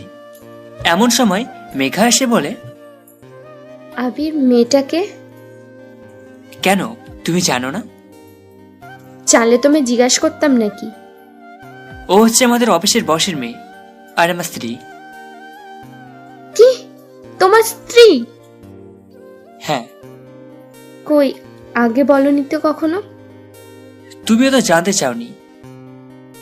ও আচ্ছা। কি ব্যাপার, তোমার চোখে পানি কেন? কই পানি? বলেই নিজের হাত দিয়ে চোখটা মুছল। আমি দেখতে পাচ্ছি তোমার চোখে পানি। মনে হয় চোখে কিছু পড়েছে। কই দেখি তো। না, তোমাকে দেখতে হবে না। বলে সে চলে গেল। অফিস ছুটি হওয়ার পর কোথাও মেঘাকে দেখতে পেলাম না। তারপর আমি বাসায় চলে আসি। বাসায় এসে ফ্রেশে রান্না করতে যাব, তখনই রিয়া এসে বলে, তোমাকে আজ রান্না করা লাগবে না। তাহলে রাতে খাবো কি? আজ আমি রান্না করছি। কি বলো তুমি? রান্না করা শিখলে কবে? রান্না করতে পারি না, তবে রান্না করার চেষ্টা করছি। সেগুলো কি খাওয়ার মতো হয়েছে? যাও, তোমাকে খাওয়া লাগবে না। আরে আরে, দেখো আবার রাগ করে। দাও, তাড়াতাড়ি খেতে দাও, খুব ক্ষুধা লেগেছে। রিয়া মুখে হাসি নিয়ে খাবার বেড়ে দিল। আমি খাবার মুখে দিয়ে দেখি একটা খাবারেও লবণ হয়নি এবং খুব ঝাল হয়েছে। কেমন হয়েছে? খুব ভালো হয়েছে। তুমি এত ভালো রান্না করতে পারো, তাহলে আগে কেন রান্না করনি? সত্যি বলছো তুমি? হ্যাঁ। তারপর রিয়া নিচেই খেতে বসলো। এই, কি করছো তুমি? কেন, আমি খাবো না? না, এগুলো তো আমার জন্য রান্না করেছো, তাই আমিই খাবো। বারে, প্রথমবার রান্না করলাম, খেয়ে দেখতে হবে না কেমন হয়েছে? তারপর আর কি করার, সে খেতে বসলো। খাবার প্রথমে মুখে দিতেই ফেলে দিয়ে পানি পানি বলে চিৎকার করতে লাগলো। আমি তাকে পানি দিলাম। তারপর সে পানি খেয়ে আমাকে বলল, ইস, এত বাজে হয়েছে, তুমি খাচ্ছ কি করে? ছি ছি। তুমি এত ভালোবেসে আমার জন্য প্রথমবার রান্না করেছ, এটাই অনেক। রিয়া শুধু আমার মুখের দিকে তাকিয়ে বলল, না, তোমাকে এটা খেতে হবে না, আমি বাইরে থেকে খাবার অর্ডার করছি। না, অর্ডার করলে তোমার জন্য করো, আমি তো আজ এগুলোই খাবো। খাওয়া শেষ করে ঘুমোতে গেলাম। সকালে ঘুম থেকে উঠে ফ্রেশ হয়ে বাইরে আসার জন্য রিয়া আমার দিকে এসে কাগজ পড়ানো খাম দিয়ে বলল, এটা নাও। কি এটা? আমি কি জানি, এটা একজন লোক এসে দিয়ে গেল, তোমাকে দিতে বলল। আমি রিয়ার হাত থেকে খামটা নিয়ে পড়তে লাগলাম। পড়া শেষ হতেই রিয়া আমাকে এসে বলল, কি এটা? এতে কি লেখা আছে? ওই যে তুমি যা চেয়েছিলে তাই। মানে কি? এটা ডিভোর্স পেপার, উকিল সে পাঠিয়েছে। এখন এটাতে দুজন সাইন করে দিলেই তুমি মুক্ত হয়ে যাবে। কথাটা শুনে রিয়ার মুখটা ফ্যাকসা হয়ে গেল। এ নাও, আমি সাইন করে দিয়েছি, এখন তুমি সাইন করে দিলেই হবে। কথাগুলো বলে আমি অফিস থেকে চলে আসি। একটু পর ফোনটা বেজে উঠল। ফোনের দিকে তাকিয়ে দেখি স্যার ফোন করেছে। হ্যালো। আবির, তুমি এখনই হাসপাতালে চলে আসো। কেন স্যার, কি হয়েছে? রিয়া, রিয়া, বলুন না, রিয়ার কি হয়েছে? ও ঠিক আছে তো? বাবা, রিয়া সুসাইড করেছে। কথাটা শুনে আমার পায়ের নিচ থেকে যেন মাটি সরে গেল। তাই আর একটি মুহূর্ত দেরি না করে তাড়াতাড়ি বেরিয়ে পড়লাম হাসপাতালের উদ্দেশ্যে। হাসপাতালে গিয়ে স্যারকে বললাম, স্যার, রিয়া কোথায়? বলুন না, রিয়া কোথায়? অপারেশন থিয়েটারে আছে। জানি না মেয়েটা এমন কেন পাগলামো করলো। সকালে হঠাৎ বাসায় গিয়ে সোজা নিজের রুমে চলে গেল। আমি পেছন থেকে ডাকার পর একটি বারও আমার ডাক শুনলো না। পরে আমি ঘরে গিয়ে দেখি সে বিষ খেয়েছে। কথাটা বলে কান্না করতে লাগলো। তারপর আবার বলল, তোমার সাথে কি কিছু হয়েছে? আসলে পুরো কথাটা আর বলতে পারলাম না। এর মধ্যে ডাক্তার চলে এলো। আমি তাড়াতাড়ি ডাক্তারের কাছে গিয়ে জিজ্ঞাসা করলাম, ডাক্তার, ও ঠিক আছে তো? দেখুন, এত উত্তেজিত হন না, উনি ঠিক আছে। একটু পর ওনাকে বেডে দেওয়া হবে। ডাক্তার, আমি কি ওর সাথে দেখা করতে পারবো? যান, কিন্তু প্লিজ ডাক্তার। আচ্ছা, যান তাহলে। তারপর আমি ভিতরে গিয়ে দেখি রিয়া ঘুমিয়ে আছে। ওকে দেখতে একদম বাচ্চাদের মতো লাগছে। আমি গিয়ে ওর মাথার কাছে বসে আছি। একটু পর রিয়া আস্তে আস্তে চোখ খুলল। তারপর আমি তাকে বললাম, কি ব্যাপার, এমন পাগলামো কেন করছো তুমি? কি করব বলো? তোমাকে যদি না পাই তাহলে এই জীবন রেখে কি লাভ বলো? তোমার সাথে যে খারাপ ব্যবহার করেছি, এতে করে তুমি আমাকে কখনো মেনে নিতে পারবে না। তাই বলে তুমি সুইসাইড করবে? কেন বাঁচালে আমাকে? আমি মরে গেলেই তো ভালো হতো। তুমি আমাকে মারলে। মেরেছি, বেশ করেছি। আমার বউকে আমি মেরেছি। আর একবার যদি মরার কথা মুখে আনো না, তাহলে আবার মারবো বলে দিলাম। ভালোবেসে ফেলেছি গো তোমায়। এই কদিনে তোমায় অনেক ভালোবেসে ফেলেছি। কথাগুলো আমাকে জড়িয়ে ধরে কাঁদতে কাঁদতে বলল। আমিও তাকে জড়িয়ে ধরে কেঁদে কেঁদে বললাম, আসলে এটা কোনো দুঃখের কান্না নয়, এটা হচ্ছে আনন্দের কান্না। আমিও যে তোমায় অনেক ভালোবাসি। যেদিন তোমায় প্রথম দেখেছি সেদিন থেকে তোমায় ভালোবেসে ফেলেছি। তাহলে ডিভোর্স পেপারে সই করলে কেন? ওটা তো ডিভোর্স পেপার ছিল না। তাহলে? তুমি ভুলে গেছো আজ তোমার জন্মদিন। ওটাতে তোমার জন্মদিনের শুভেচ্ছা কার্ড ছিল, আর তুমি সেটা ডিভোর্স পেপার ভেবে সুইসাইড করতে গেছো। তবে রে দুষ্টু, দেখাচ্ছি তোমায় মজা। আরে আরে কি করো? ডাক্তার তোমাকে নড়তে বারণ করেছে। তারপর আমি রিয়াকে জড়িয়ে ধরে কপালে ভালোবাসার স্পর্শ রেখে দিলাম। এর মধ্যে স্যার চলে আসলো। আমি কি আসতে পারি? না, এখন কারো আসে যাবে না। এই পাগলি কি করো? ছাড়ো বলছি, স্যার দেখছে তো। দেখলে দেখুক, আমার স্বামীকে আমি জড়িয়ে ধরছি। ওকে, থাকো তোমরা। দুদিন পর রিয়াকে নিয়ে বাসায় ফিরলাম। রাতে রিয়াকে বললাম, আমি কি সোফায় শোবো? কি বললে? তুমি সোফায় শুতে চাও এখনো? দাঁড়াও তাহলে। এই বলে আমাকে দৌড়ানি দিল। আমি দৌড় দিয়ে খাটে শুয়ে পড়লাম। রিয়াও আমার বুকে এসে শুয়ে পড়ল। তারপর আমি বললাম, আচ্ছা আমাদের তো বাসর রাত হয়নি, চলো না আজ আমরা বাসর রাত উদযাপন করি। যাও দুষ্টু কোথাকার। এই বলে লজ্জায় তার মুখটা আমার বুকের সাথে চেপে ধরল। তারপর আমরা দুজনে মিলে হারিয়ে গেলাম ভালোবাসার অতলে। সকালে রিয়াটাকে ঘুম ভাঙল। দেখলাম সে গোসল করে এসে আয়নার সামনে দাঁড়িয়ে তার চুল শুকাচ্ছে। আমি পিছন থেকে তাকে জড়িয়ে ধরলাম। এই কি করছো? ঝাড়ু বলছি। না, ছাড়তে মন চাইছে না। অফিস নেই আজকে? আজ যেতে মন চাইছে না। মন চাইছে সারাদিন তোমাকে এভাবে জড়িয়ে ধরে থাকি। তা বলে তো হবে না, যাও গিয়ে ফ্রেশ হয়ে এসো, আমি নাস্তা দিচ্ছি। তারপর আর কি করার, ফ্রেশ হতে চলে গেলাম।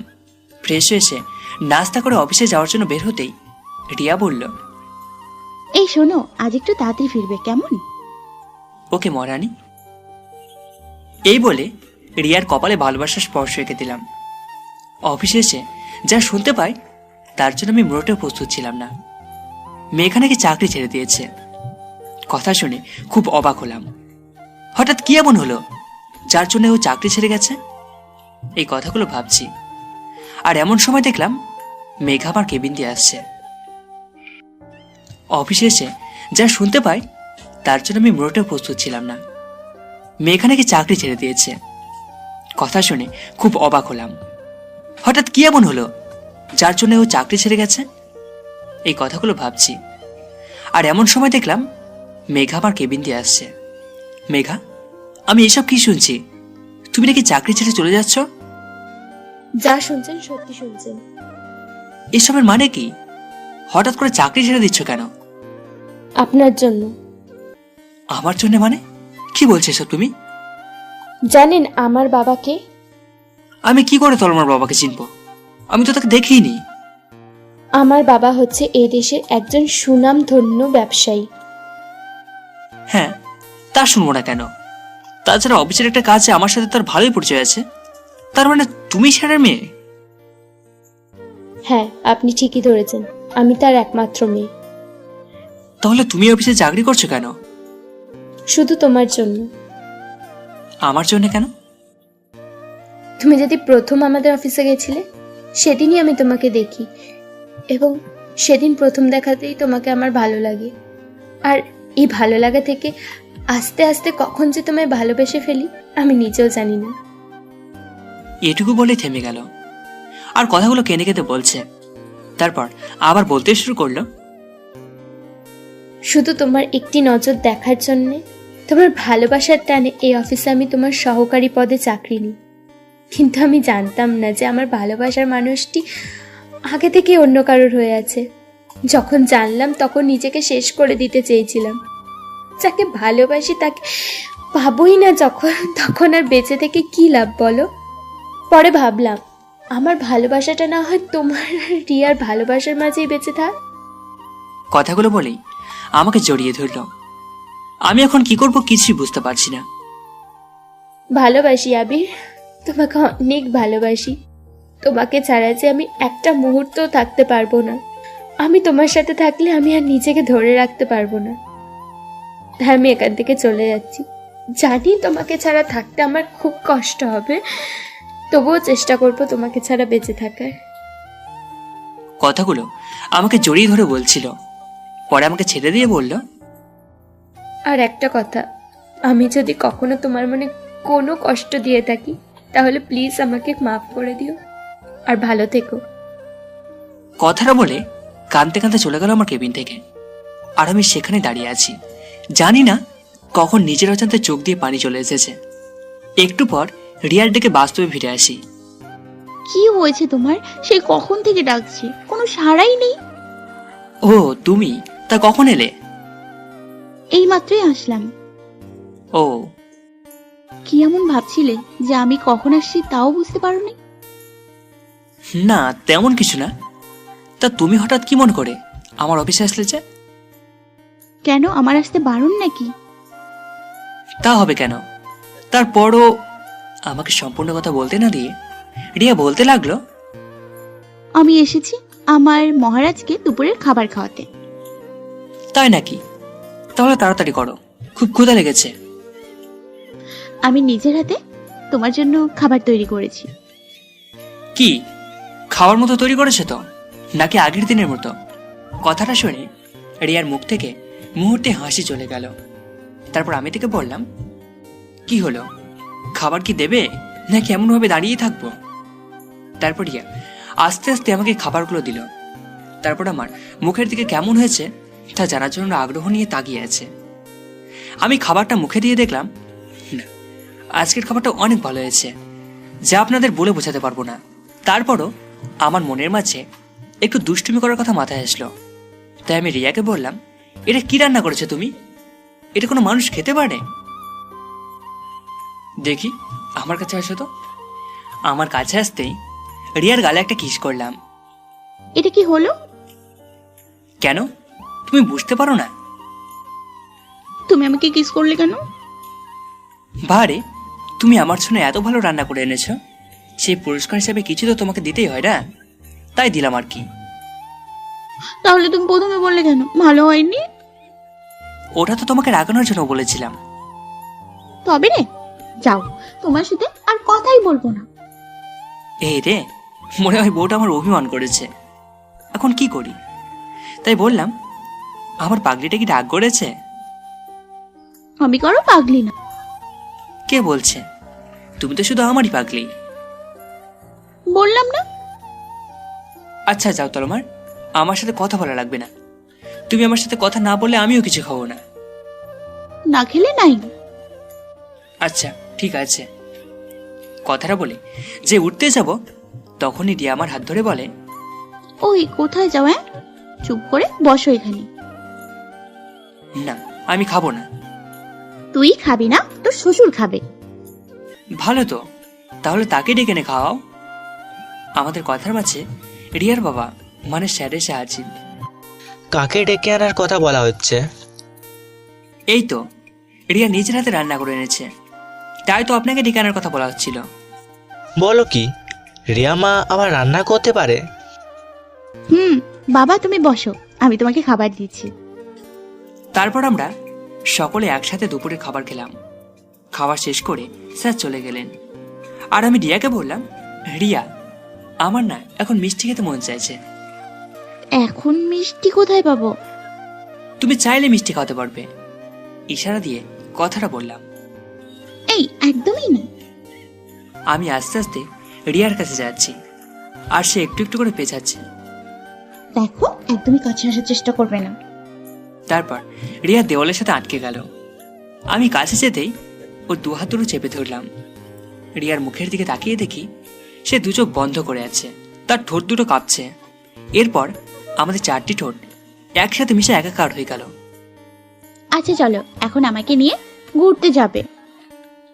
না, এখন পারবো না, অনেক কাজ বাকি আছে। কি বললে তুমি?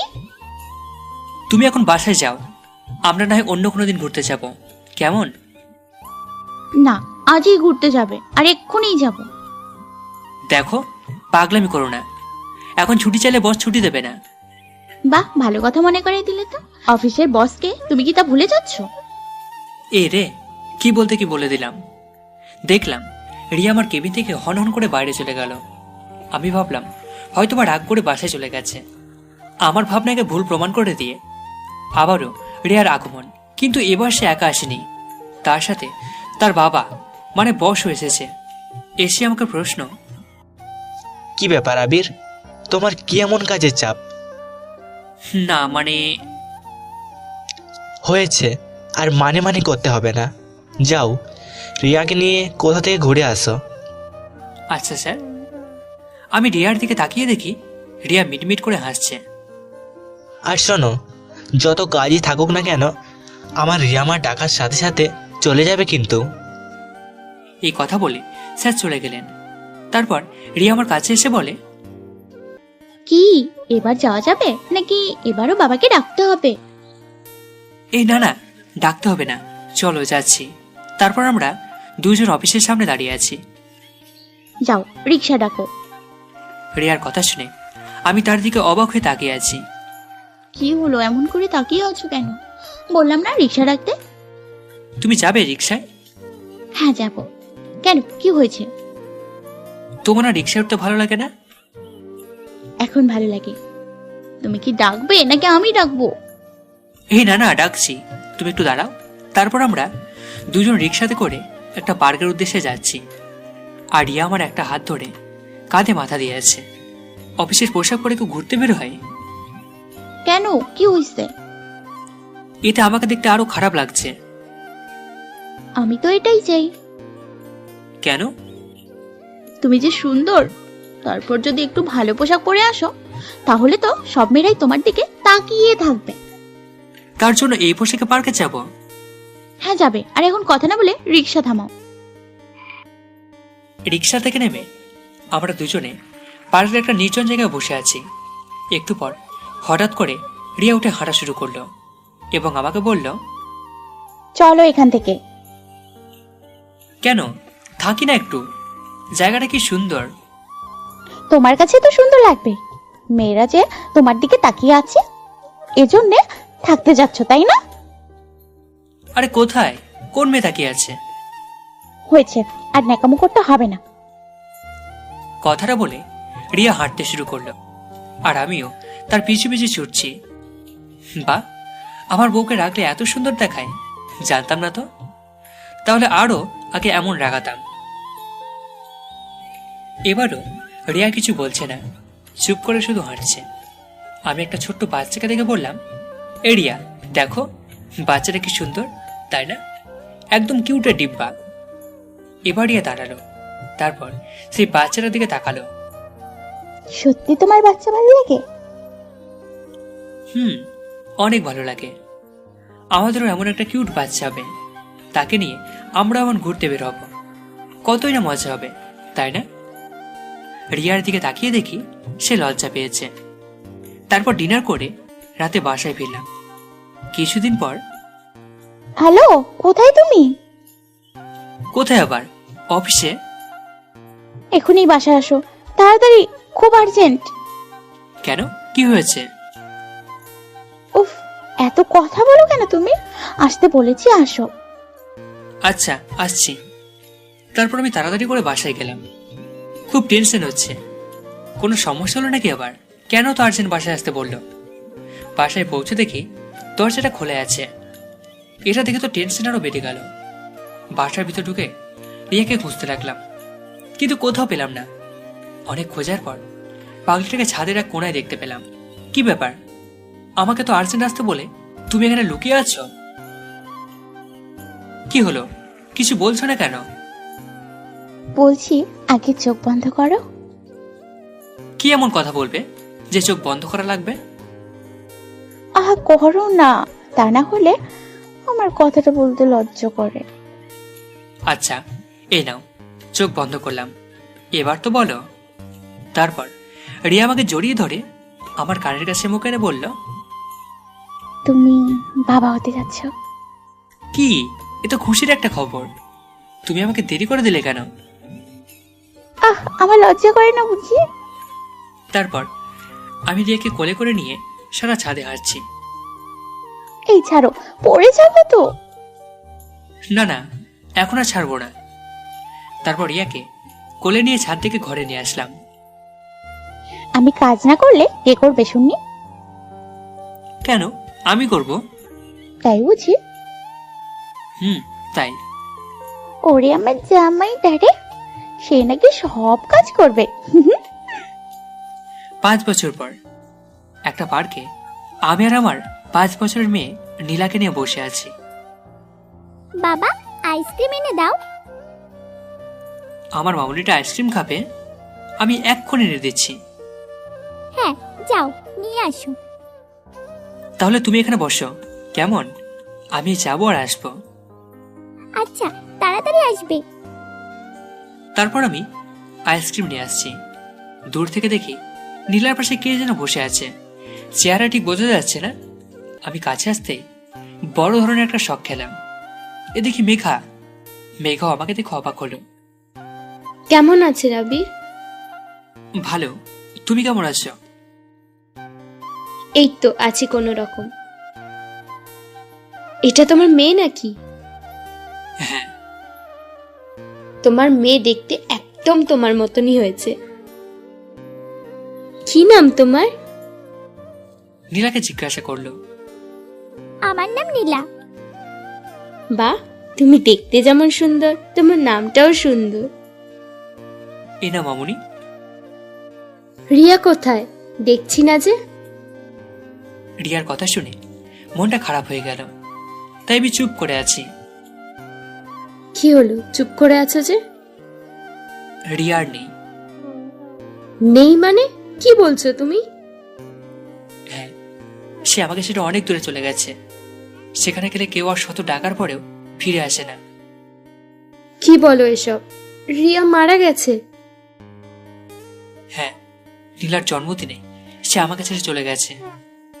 কথাগুলো বলার সময় বুঝতে পারলাম আমার চোখ দিয়ে পানি পড়ছে। মেঘার দিকে তাকিয়ে দেখি তার চোখেও পানি। তারপর আমি চোখের পানি মুছে মেঘাকে বলি, তাহলে এবার বলো তোমার খবর কি? বিয়ে করেছ? জীবনে একজনকে ভালোবেসেছিলাম, আর সে হলো তুমি। তোমাকে ছাড়া আর কাউকে ভালোবাসতে পারি নাই। আজ আমি বিয়ে করিনি। আমাদের কথার মাঝে নীলা নানা মানে আমার স্যার চলে আসলো। আরে মেঘা, কেমন আছো? জি স্যার, ভালো আছি। তাহলে মেঘা, একদিন এসো আমাদের বাসায়। আন্টি প্লিজ আসবেন। তুমি যখন বলছো তাহলে তো আসবই।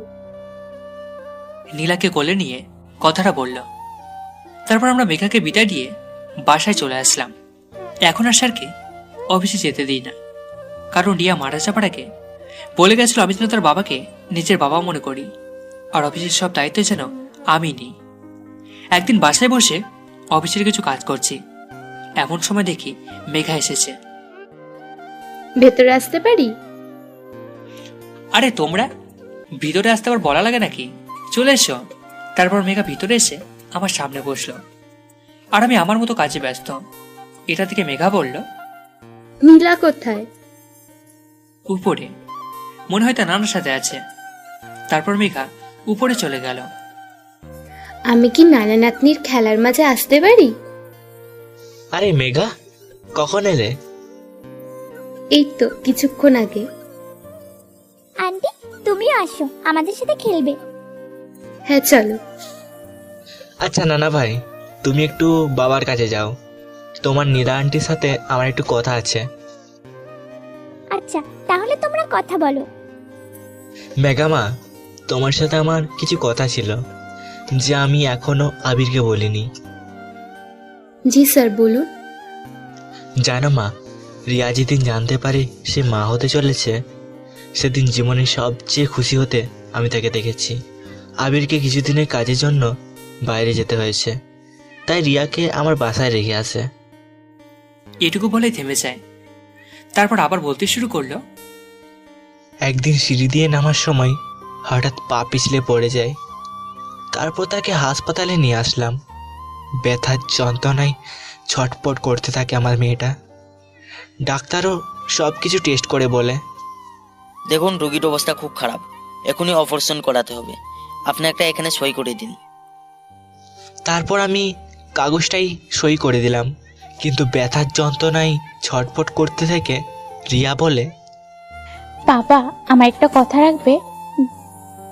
কি কথা মা, বল, তোর সব কথাই আমি রাখবো। যদি আমি অপারেশন থিয়েটারে মারা যাই, তাহলে আবিরকে তুমি আবার মেঘার সাথে বিয়ে দিয়ে দিও। মেঘা আবিরকে খুব ভালোবাসে। না মা, তুই চুপ কর, দেখিস তোর কিচ্ছু হবে না। না বাবা, তুমি কথা দাও, আবিরকে তুমি মেঘার সাথে বিয়ে দেবে। বাবা দেখো, আমার এমনই কপাল, আবিরকেও শেষবারের মতো একটিবার চোখের দেখাও দেখতে পারলাম না। না মা, তুই আবিরকে দেখবি, আমি ওকে ফোন দিচ্ছি, ও আসছে বলছে। এরপর রিয়াকে অপারেশন থিয়েটারে নিয়ে যাওয়া হয়। এর মধ্যেই আবিরও চলে আসে, আর এসেই আমার রিয়ার এখন কি অবস্থা। ডাক্তার ওকে অপারেশন করতে নিয়ে গেছে, তুমি কোনো টেনশন করো না। কিছুক্ষণ পর অপারেশন থিয়েটার থেকে ডাক্তারকে বেরিয়ে আসতে দেখে আবির ছুটে যায় তার কাছে। ডাক্তার, আমার রিয়া কেমন আছে? ও ভালো আছে তো? আপনার মেয়ে সন্তান হয়েছে, আমরা অনেক চেষ্টা করেছি, তারপরও আপনার স্ত্রীকে আমরা বাঁচাইতে পারিনি। এখন তুমি বলো মা, তুমি কি আমার রিয়ার শেষ ইচ্ছেটা পূরণ করবে? আচ্ছা নীলা, যদি আমি তোমার মা হই তাহলে কেমন হয়? সত্যি তুমি আমার মা হবে? কি মজা কি মজা! তাহলে তোমাকে আমি মামনি বলে ডাকবো। হ্যাঁ ডাকো। মামনি। নীলা? ও ঘুমিয়ে গেছে। ও কিছু না খেয়ে ঘুমিয়ে গেল। না না, আমি ওকে খাইয়ে দিয়ে ঘুম পাড়িয়ে দিয়েছি। কি বলো, নীলা খেলো? ও তো আমাকে ছাড়া খায় না। যাই হোক, চলো তোমায় বাসায় দিয়ে আসি। চলো। তারপর মেঘাকে তার বাসায় দিয়ে আসলাম। কিছুক্ষণ পর মেঘার আমাদের বাসায় আসছে না। এর ভিতর নীলার কান্নার আওয়াজ শুনতে পেলাম। কি ব্যাপার, আমার পরীটা কান্না করছে কেন? আমি আমার মেঘা মামনির কথা বলছি। সে তলমর মামুনি হয় না। চলো